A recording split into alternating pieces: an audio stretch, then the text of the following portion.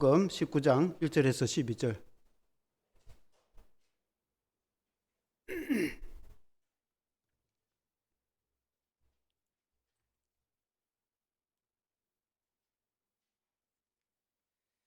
마태복음 19장 1절에서 12절 말씀, 신약성경 31페이지입니다.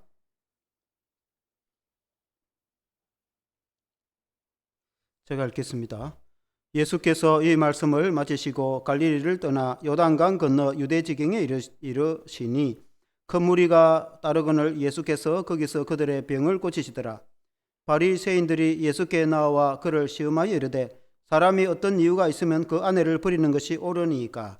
예수께서 대답하여 이르시되 사람이 지으신 이가 본래 그들을 남자와 여자로 지으시고 말씀하시기를 그러므로 사람이 그 부모를 떠나서 아내와 합하여 그 둘이 한 몸이 될지니라 하신 것을 읽지 못하였느냐. 그런즉 이제 둘이 아니요 한 몸이니 그러므로 하나님이 짝지어 주신 것을 사람이 나누지 못할지니라 하시니 여짜오되 그러면 어찌하여 모세는 이혼 정서를 주어서 버리라 맹하였나이까. 예수께서 이르시되 모세가 너희 마음의 완악함 때문에 아내 버림을 허락하였거니와 본래는 그렇지 아니하니라. 내가 너희에게 말하노니 누구든지 엄행한 이유 외에 아내를 버리고 다른 데 장가드는 자는 간음함이니라. 제자들이 이르되 만일 사람이 아내에게 이같이 할진대 장가들지 않는 것이 좋겠나이다. 예수께서 이르시되 사람마다 이 말을 받지 못하고 오직 타고난 자라야 할지니라. 어머니의 태로부터 된 고자도 있고 사람이 만든 고자도 있고 천국을 위하여 스스로 된 고자도 있도다. 이 말을 받을 만한 자는 받을지니라. 아멘. 하나님이 정해주신 가정이란 제목으로 말씀을 드리겠습니다. 오늘이 이제 명절인데 명절이 되면은 이제 가족들과 함께 즐거운 시간을 보냅니다.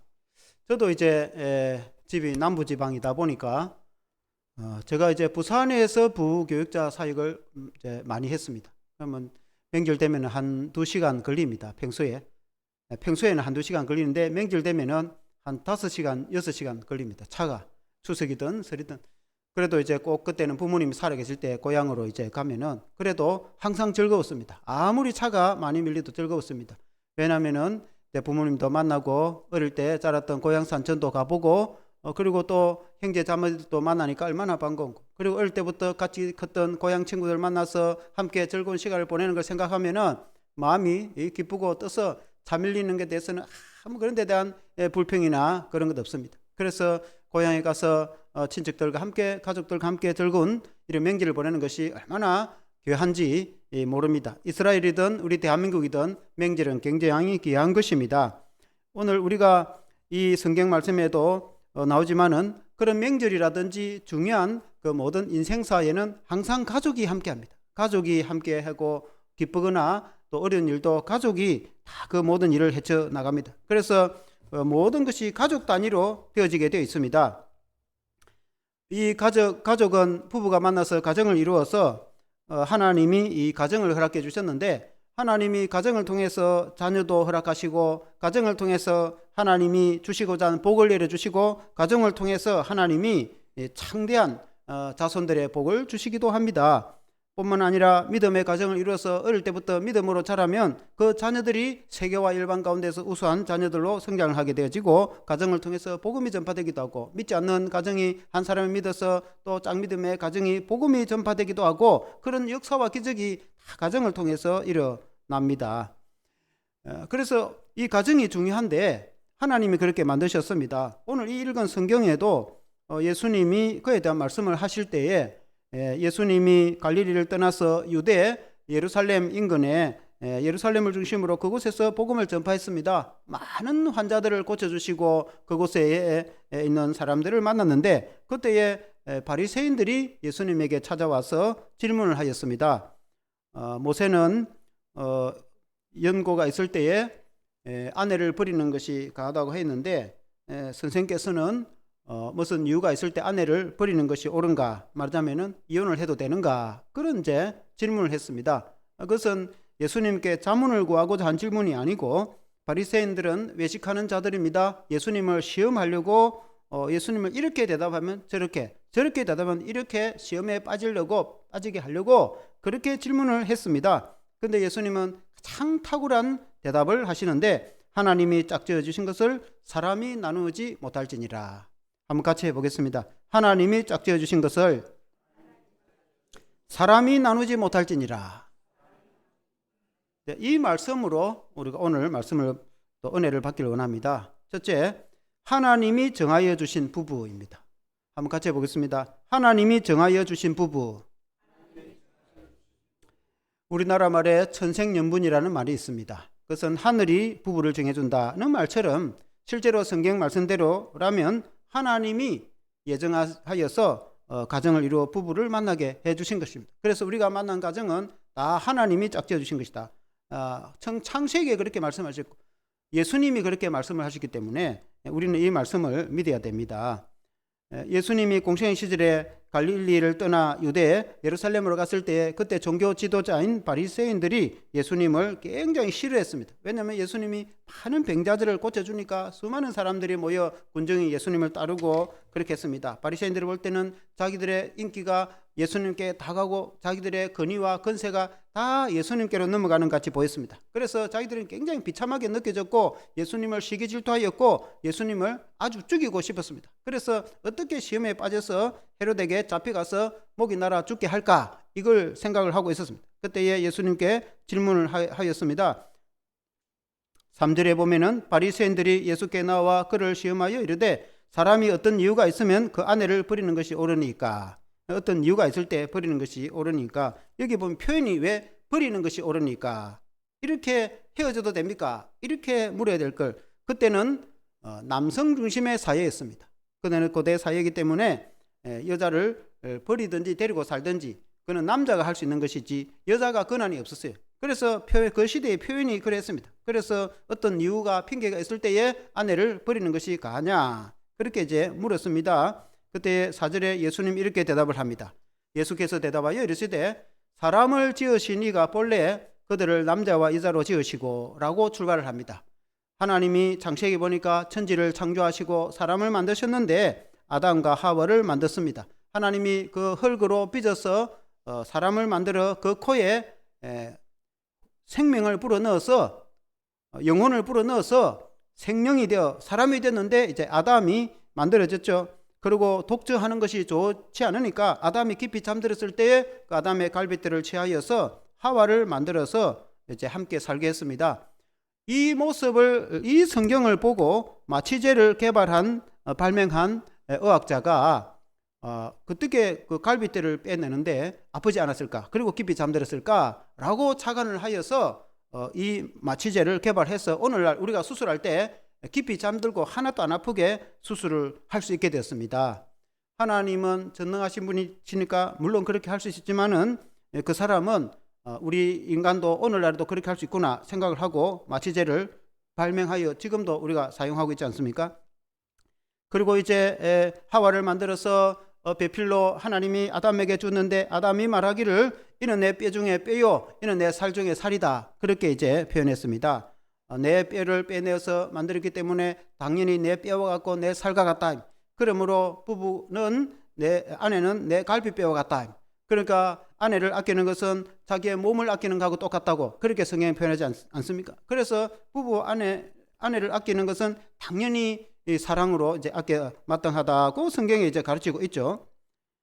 그리고 이제 5절에 보면은 말씀하시기를 그러므로 사람이 부모를 떠나서 아내와 합하여 그 둘이 한 몸이 될지니라 하신 것을 읽지 못했느냐. 뭐 성경에는 늘 그렇게 말씀합니다.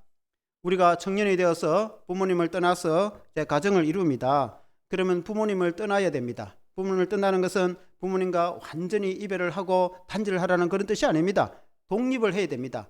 어떤 생각이라든지 철학이라든지 그리고 경제적으로 모든 면에서 부모와 독립을 해야지 모든 걸 부모와 독립하지 못하고 부모가 하라는 대로 다 그는 어릴 때 청년 때 학교 다닐 때 그렇게 해야지 자기가 주체적으로 가정을 이루어서 부부가 부모나 자녀보다도 더 앞섭니다. 부부는 영촌입니다. 부모는 1촌이고 자녀도 1촌이에요. 자녀가 나를 기도 자녀보다도 부부가 우선입니다. 헤어지면 남이지만 같이 사는 한은 부부는 영촌입니다. 그래도 자녀는 1촌이에요. 그러니까 우리 한국 사회는 자녀를 위해서 다 희생을 하고 그렇게 하지만은, 그러나 실상은 성경적으로는 부부가 우선입니다. 모든 걸 부부가 우선으로 생각하고 그렇게 해야 됩니다. 그렇다고 부모를 모시거나 자녀를 등한시해서는 안 됩니다. 당연히 부모님을 공경하고 자녀로서 부모에게 효도를 할 일을 다 해야 마땅한 줄로 믿습니다. 자녀도 믿음과 신앙으로 이제 마땅히 잘 양육을 해야 되죠. 그러나 하나님이 짝지어 주신 부부가 그만큼 중요합니다. 그래서 6절에 보니까 그런즉 이제 둘이 아니요 한 몸이니 그러므로 하나님이 짝지어 주신 것을 사람이 나누지 못할지니라 라고 하셨습니다. 그래서 부부는 하나님이 짝지어 주신 것입니다. 그러므로 이제 몸뿐만 아니라 마음도 하나가 되어야 됩니다. 부부는 모든 것이 하나가 되어야 됩니다. 서로 물론 자란 환경도 다르고 문화도 다르고 그렇기 때문에 여러 가지 의견 차이도 있겠지만, 부부로 해서 생각이 다 똑같겠습니까? 늘 싸우고 그렇지만은 부부의 싸움은 칼로 물갈이라는 그 말처럼 또 늘 회복되고 같이 의견을 나누고 그리고 합의를 하고 그래서 한 마음으로 살아가야 될 줄로 믿습니다. 그래서 이 이제 히브리어로 결혼이라는 뜻은 말은 키두신이라는 말인데, 이 키두신은 그 뜻이 원래 봉헌이라는 뜻입니다. 하나님께 봉헌할 때 사용하던 단어입니다. 그러므로 이 부부는 서로에게 헌신, 봉헌하듯이 헌신해야 된다, 그런 말입니다. 그래서 부부는 자기 중심으로 아내와 남편을 끌고 가려고 해서는 안 됩니다. 희생하고 봉사하고, 아내는 남편을 위해서, 남편은 아내를 위해서 그렇게 내가 희생하고 봉사하고 마치 봉헌하듯이 그렇게 하려고 할 때에 부부가 서로 사랑하고 행복하게 살아가려고 하는 것이지, 자기 중심으로 모든 것을 이끌어 가려고 하면은 그의 처음에는 따라가지만은 나중에 그렇게 살아가고 싶은 사람은 아무도 없습니다.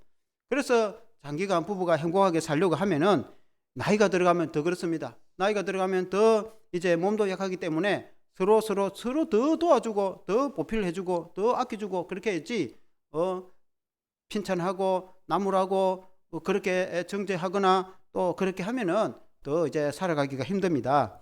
젊었을 때야 또 뭐 서로 혈기왕성하니까 그렇게 뜨겁게 사랑하며 산다고 하지만은, 그러나 살아보면 다 그냥 사랑과 정으로 살아가는 것이지, 그러므로 하나님이 말씀해 주신 그 말씀을 따라서 하나님이 주시는 그 복을 누리고 가정을 통해서 하나님께서 창대한 복을 받으면서 그 하나님의 말씀대로 살아가려고 하면 그 서로가 행복하게 사랑으로 희생하고 봉사하고 섬기며 살아갈 때에 그게 행복한 가정이 될 줄로 믿습니다.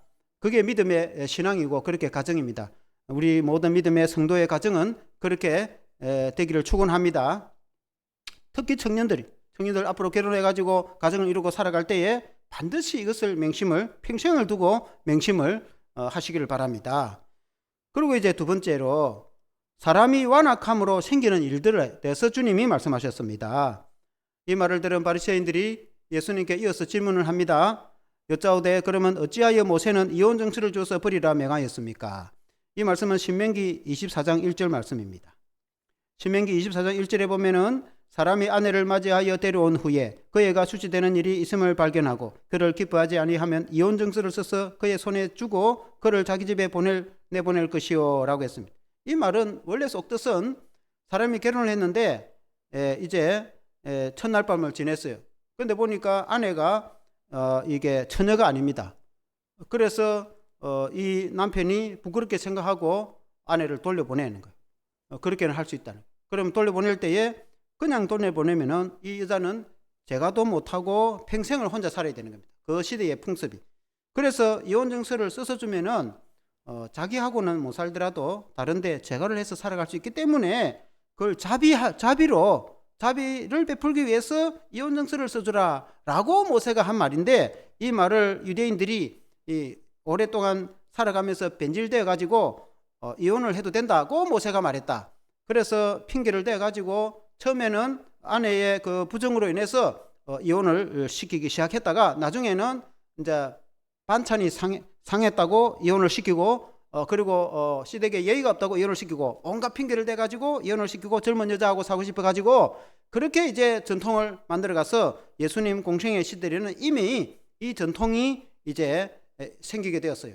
그래서 예수님 당시에 두 학파가 있었는데 이제 샴마이 학파와 힐렐 학파가 있었어요. 샴마이 학파는 아주 보수적입니다. 절대로 이혼을 해서는 안 된다. 그러나 힐렐 학파는 아내가 음식을 상해도 이혼해도 된다. 아주 두 학파가 격렬히 대립적으로 있었는데 그 가운데 예수님이 계시게 되었고 이 두 학파가 대립하여 예수님께 아주 시험하여 질문을 했다. 그렇게 말씀했습니다. 그때 예수님이 탁월하게 답을 하시기를 8절에 예수께서 이르시되 모세가 너희의 마음의 완악함 때문에 아내버림을 허락하였거니와 원래는 그렇지 아니하니라.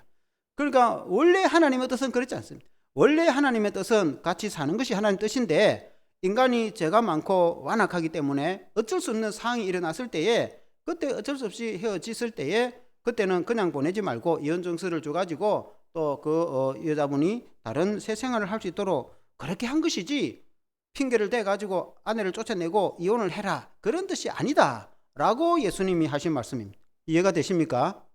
하나님의 뜻은 하나님의 정해준 그 아내와 남편이 평생 행복하게 살아가는 것이 하나님의 뜻이다.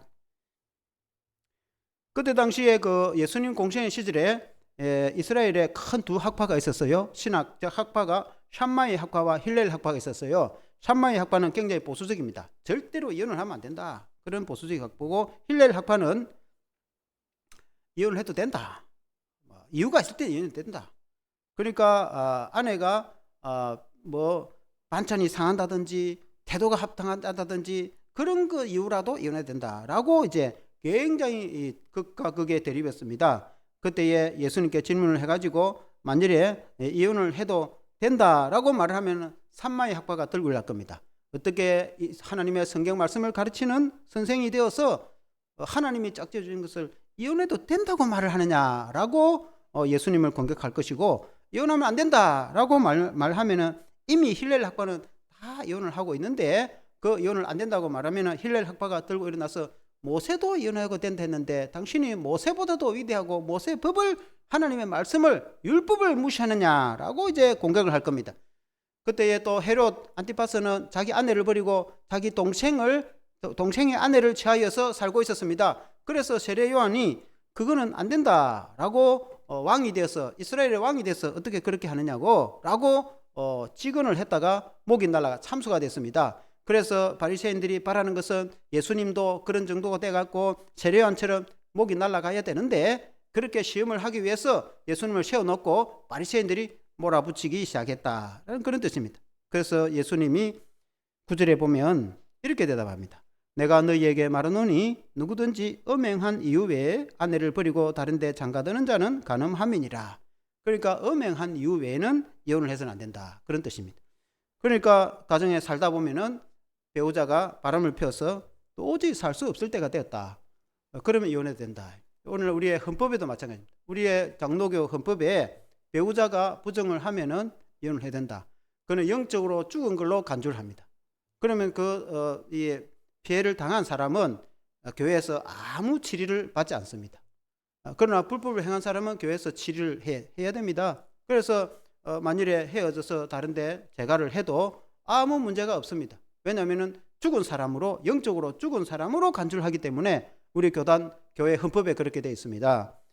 그러나 그것만이 아니라 살아가다 보면은 인간이 말할 수 없는 큰 어려움과 고통을 당할 수도 있습니다. 만일에 남편이 술만 먹고 오면은 바람은 안 피워도 술만 먹고 오면은 아내를 두드려 패서 못 살겠다.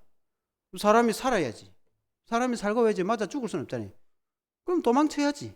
도망치면은 같이 못 사는 거죠. 그래 어쩔 수 없는 상황에 그런 일도 인간 사이에 일어날 수가 있다 이 말이죠. 그런 일뿐이겠습니까? 경제적 이유라든지 자녀 문제라든지 사회 문제라든지 국가적인 문제라든지 많은 여러 가지 문제 때문에 상상할 수 없는 내가 어느 정도지 내 수준에 어느 정도 한번 참고 인내할 수준 정도면은 내가 참고 견디고 살겠지만은 그러나 내 한계는 이 정도인데 집채보다도 더 산등이보다도 더 큰 파도가 밀어닥치면 인간의 생각과 인내의 한계로 견딜 수 없는 파도가 밀려올 수도 있다. 인간이 살아가다 보면. 그때 어떻게 할 거냐?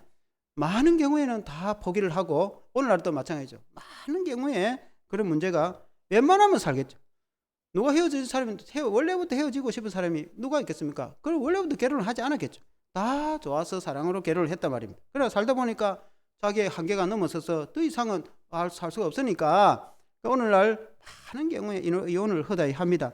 그러나 하나님께서는 그런 것을 다 극복하도록 우리에게 믿음과 은혜를 주시는데, 우리가 오직 예수님을 바라보고 주님께 받은 은혜를 생각하면은 아무리 큰 산더미보다도 더 큰 고난과 시련이 닥치라도 예수님의 사랑은 그보다 훨씬 크기 때문에, 하나님의 사랑은 그보다 훨씬 크기 때문에, 내가 하나님의 사랑을 받아서 예수님의 사랑을 진실로 깨달아 안다 하면은 내가 모든 죄를 용서받았고, 내가 그만한 사랑을 받았고, 내가 그만한 다 이해를 받았고, 내가 그만한 은혜를 받았기 때문에 예수님 때문에라도 사랑하고 섬기고 살아간다.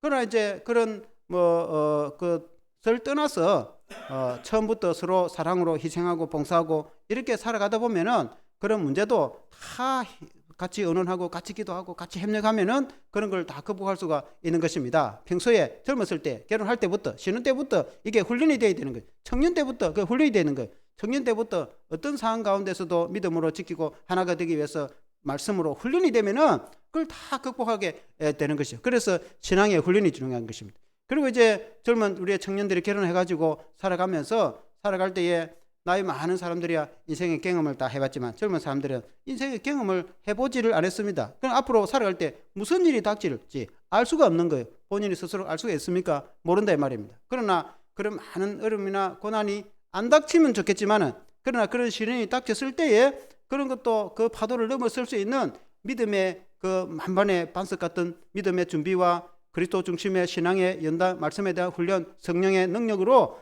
그런 믿음으로 하나님의 성령의 능력으로 세상을 이길 수 있는 그런 훈련된 신앙이 되었을 때에 그 모든 것을 미리 차단하고 또 미리 극복하고 할 수가 있는 것입니다. 아멘. 그래서 하나님의 말씀을 따라서 주님이 주시는 사랑과 이 신앙으로 세상을 이기고 승리를 할 수가 있습니다. 아멘.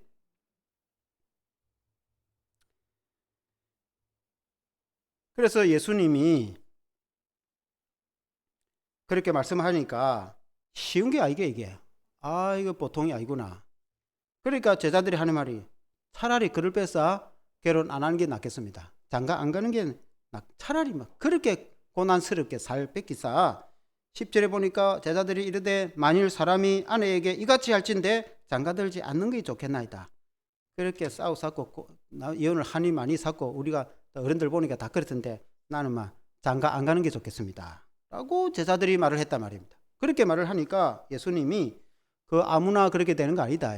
그게 타고난 자가 그렇게 된다. 11절에 보니까 예수께서 이르시되 사람마다 이 말을 받지 못하고 오직 타고난 자라야 할지니라.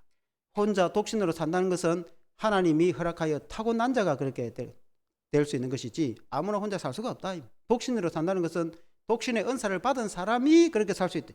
물론 예수님이 말씀하시기를 태어날 때부터 독신으로 살 수밖에 없는 사람들, 원래부터 신체적으로 혹은 원래 상황이 정신적으로 도저히 결혼할 수 없는 그런 상황으로 태어난 사람은 대개의 경우에 평생에 혼자를 삽니다. 타고났는데 어떻게 할 수가 없어요.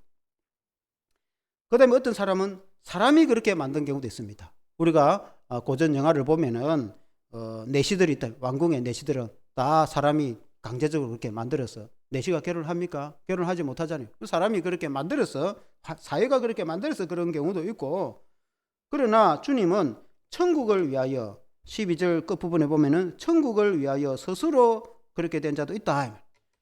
사도 바울 같은 경우에 사도 바울은 복음 전도를 위해서 일부러 결혼을 하지 않았어요.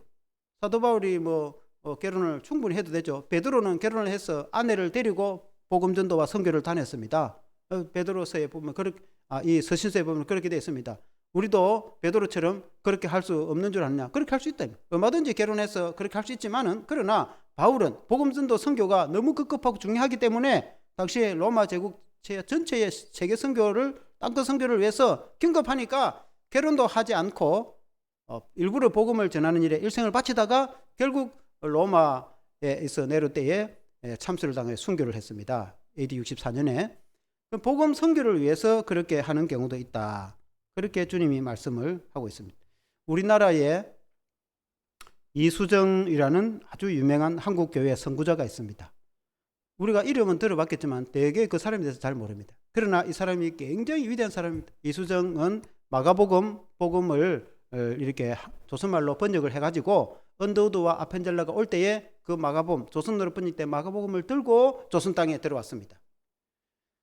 그분이 이제 이수정인데, 원래 이수정 이분이 1882년에 우리나라 임오군란이 일어났을 때에 그때 수구파와 기획파가 굉장히 아주 경쟁 대립을 했습니다. 임오군란에 군인들이 이렇게 그게 쌀에 이제 모래가 들었다고 해서 군인들이 들고 나가지고 수구파가 혁명을 일으켜 가지고 난리가 났습니다. 그때에 민비는 개합하고 이 흥선대원군은 수구파입니다. 그 수구파가 들고 올라서 그 뒤에는 흥선대원군이 있겠죠. 민비를 처단하려고 했습니다. 그때에 이 이수정이라는 사람이 조정에 일을 하고 있었어요. 이 지게에다가 이 맹성황후를 업고 걸음을 왕국에서 나가는 것처럼 해갖고 벗어나서 살아남았어요. 그 나중에 고종이 얼마나 귀하게 여겼어요. 그래서 상을 내리려고 하니까 자기는 다른 상보다는 일본에 가서 고급 기술과 농업을 배우고 와서 조선 땅에 전파하고 싶다. 나를 일본에 보내달라.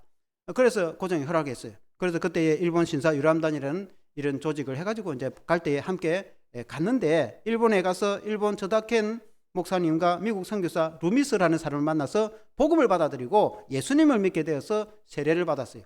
그래서 예수님 믿고 보니까 너무 좋은 거예요. 그리고 성경을 읽어보니까 이 진리가 여기 있는 거예요. 우리가 농업기술과 그 탁월한 앞서가는 기술을 한국에 보급하는 것도 중요한데, 그보다 더 중요한 게 조선의 복음이 전거되었고 한국 사람들이 변해가 돼가지고 우리가 기술력과 세계 강국이 되어서 세계에서 탁월한 나라가 되는 것이 우선이다. 이렇게 생각하고 일본에 살면서 일본 이 외국어 대학교에서 조선어 교수가 되어서 한글을 가르치고 있었어요. 그래서 이 조선 땅에는 선교사가 없었어요. 그래서 미국의 잡지에다가, 이 기독교 잡지에다가 편지를 쓴 거예요. 편지를 보내가지고 조선에 선교사를 보내달라. 그가 보낸 이제 편지가 거기 기록이 아직도 이제 남아 있는데, The Illustrated Christian Week이라는 잡지하고 미셔너리 리뷰라는 잡지, 그리고 여러 잡지에 그가 영어로 편지를 써가지고 조선 땅에, 언돈의 땅에 선교사를 보내달라. 미국 당신들이 보내지 않으면은 서구의 유럽에 다른 나라가 와서 조선을 이렇게 복음할 거다.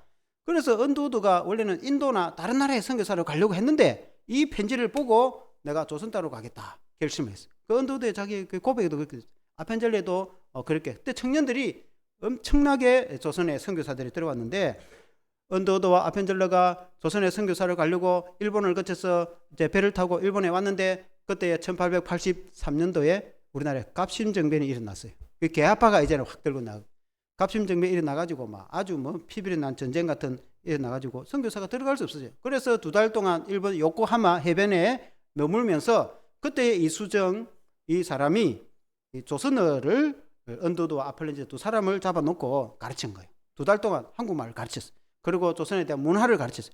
그리고 마가복음 성경을 주면서 조선을 복음해달라. 얼마나 위대한, 우리나라의 가장 탁월한 언더우드와 아펠렌젤러가 그 다음에 이제 1884년 부활절날 아침에 인천항에 발을 디딜 때에 누가 먼저 이 장로교 선교사 언더우드가 발을 먼저 디딜까, 감리교 선교사 아펜젤러가 발을 먼저 디딜까 할 때에 여러분 같으면 어떻게 했겠어요? 서로 먼저 발을 디디라고 했습니다. 감리교 선교사님이 먼저 내려가시라고. 그러니까 아펜젤러가 아니라고, 장로교 언더우드 선교사님이 먼저 내려가시라고. 서로 양보하다가 일하다가 시간 보내겠다. 그러면 동시에 합시다. 하나 둘 셋 해가 탁 발을 딛고 그나가 부활절 아침이다. 인천항에 내려와가지고 한국에 복음하기 시작했는데, 그들에게 한국말을 가르치고 성경을 준 사람이 이수정입니다. 그리고 한국에 이만한 한국 교회가 세워지지 않습니까? 그래서 이수정은 그야말로 이 기독교의 선구자입니다. 그리고 1886년에 조정의 기구 요청을 따라서 조선에 들어왔다가 수구파가 보니까 그냥 놔두고는 안 되겠다. 개화파거든, 이 사람. 원래는 이제 개화파 정치적인 인물이었지만은 자기는 복음에 헌신한 사람인데, 수구파가 볼 때는 이거 선교사들하고 같이 붙어 다니지를 않나, 개화파로서 안 되겠다 해가지고 목을 쳤다 이 말이에요. 그래서 기독교 신앙으로 봤을 때는 순교를 한 거예요. 젊은 날에 4년의 그 짧은 예수 믿고 사역을 해서 짧은 그 기간 동안에 그가 엄청난 일을 하고 순교를 하고 죽었다 이 말이에요. 하나님의 나라와 복음을 위해서 예수님이 하신 말씀처럼 타고난 자가 그렇게 하나님이 인도를 하셔서 내가 스스로 그렇게 하겠다고 되는 것도 아니고, 독신으로 산다는 것은 하나님이 독신으로 부른 사람, 부름받은 사람이 독신으로 살아야 된다 이 말이에요. 독신으로 사는 것 자체가 뭐 나쁘거나 그런 건 아니에요. 그러나 일반적인 경우는 다 결혼을 하고 가정을 이루고 하나님이 가정을 통해서 복을 이제 주시는 것입니다. 그러나 하나님이 정해준 가정을 통해서 우리가 살아가면서 하나님의 복을 받고 또 자녀를 통해서도 가정에 창대한 복을 주시고 이제 그것이 하나님의 뜻입니다. 그러나 세상이 만만치 않다 이 말이에요. 세상이 그렇게 쉽지 않다 이 말이에요. 호락호락하지 않다 이 말이에요. 세상이 홀로 우리를 그냥 살아가도록 그냥 두지 않는다 이 말이에요. 직장 생활 하는 것도 쉽지 않은데 가정이라는 것이 그렇게 쉽지 않다 이 말이에요. 그래서 그걸 내가 다 지키고 하나님 말씀대로 지키고 끝까지 이렇게 가려고 하면은 그게 호락호락하지 않는다. 인간적인 생각과 이성 가지고는 안 된다 이 말이에요. 그럴 것 같으면은 뭐 문제가 되겠습니까? 세상 사람들은 말할 것도 없고 기독교 가정도 마찬가지. 웬만한 기독교 가정도 그걸 다 문제가 있다고 하면 이기지 못하고 다 포기해버립니다. 왜냐하면 신앙으로 무장이 되어 있지 않으니까. 세계보다도 크고 온 세계를 만드신, 우주를 만드신 큰 놀라우신 하나님의 은혜와 사랑을 알면은 다 포용으로 이해하고 살아가겠지만은, 그러나 우리 인간의 생각이 그게 쉽게 그렇게 잘 되지 않는다. 우리가 주님의 그 십자가의 은혜가 얼마나 크고 놀라운지, 나 같은 죄인이 영원한 지옥을 형벌을 받아야 될 뻔했는데 예수님 오셔서 날 위해 살찌시고 십자가의 대속으로 나를 구원해가지고 하나님의 자녀로 삼으시고, 지금까지 우리가 끝없이 실수하고 끝없이 부족하고 한없이 우리가 지은 죄가 많아도 주님은 끝까지 우리를 용서해주고 끝까지 사랑으로 받아주고 끝까지 주님이 나를 동력자로 삼아주고 나를 친구로 삼아준 걸 생각하면은 내가 다른 사람을 이해하고 용서하는 게 그게 뭐 큰 대수입니까? 주님이 내게 베풀어 준 걸 생각하면 그 아내와 남편도 마찬가지 아닙니까? 그런 걸 생각하면은 충분히 이해하고 사랑하고 용서하고 할 수도 있습니다. 그게 성령으로 내가 감동이 되고 말씀으로 무장이 되었을 때에 생각과 이성으로는 그렇게 하고 싶지만, 그러나 내 자신이 그렇게 안 되는데, 내 머리가 그렇게 안 된단 말입니다. 그게 이제 힘든 것입니다. 그래서 신앙이 무장되는 게 얼마나 중요한지, 가정도 이 신앙의 무장이 얼마나 중요한지 가르쳐주고 있습니다. 나이가 많이 들어가도 마찬가지입니다. 젊었을 때도 이해관계가 힘들고 서로 맞춰가 살아가기 힘든데 부부가 얼마나 싸웁니까? 그러나 나이가 많아가면 더 그렇다 이 말이에요. 그걸 다 살아가기가 쉽지 않습니다. 몸도 힘들고 어려운데, 나도 힘든데 옆에서 아프고 아야아야 사면 더 힘들어가지고 신경질 난다 이 말입니다. 그러나 우리가 은혜로 생각하면은 내가 좀 더 건강해서 내가 잘 돌봐야지, 내가 더 희생을 해가지고 어떻게 해야지, 내라도 건강해갖고 좀 잘 그걸 해가 내가 도와줘야지, 이런 생각을 해야 된단 말이에요. 왜냐하면 우리가 복음의 사람이니까, 하나님의 사람이니까, 우리가 죽을 때까지, 우리가 죽음이 올 때까지 나를 위해서, 가정을 위해서 희생한 그 아내와 남편을 위해서 당연히 내가 그런 마음으로 내가 더 못해서 미안하게 생각하고 이렇게 생각하고 살아가야 되지, 참 내가 어쩌다 이 꼴이 됐나 이렇게 생각하면 이 곤란하다 이 말이에요. 그래서 이게 신앙으로 무장이 되어서 우리가 더 늙어가더라도 더 사랑으로, 성도 간에도 마찬가지고, 성도 간에도 우리가 내가 존경받기를 바라고 내가 섬김을 받기를 바라면은 교회 생활이 힘들고 어렵습니다. 깝깝하고 재미도 없고.